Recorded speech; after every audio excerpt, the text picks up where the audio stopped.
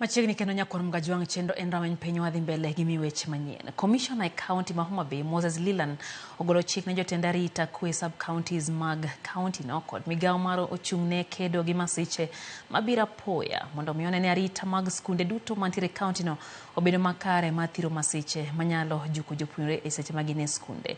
Lilan wacho ni gisemiyo chik ne jolup commissioners e sub counties ma Homa Bay, director mar somo e kaunti no kaachiel gi apisas mawuok e migawo ma ochung'ne kedo gi masiche mabiro apoya mondo mi oluore skunde mantiere kaunti no kendo ginene chike mano osekete e skundno giluorego. We want to look at our institutions very, very critically to ensure safety and security in those schools.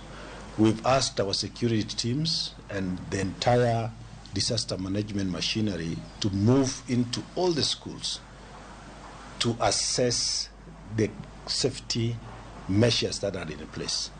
We have asked that all schools must comply with the regulations that have been issued by the Ministry of Education. And any school that is in contravention must be taken to account.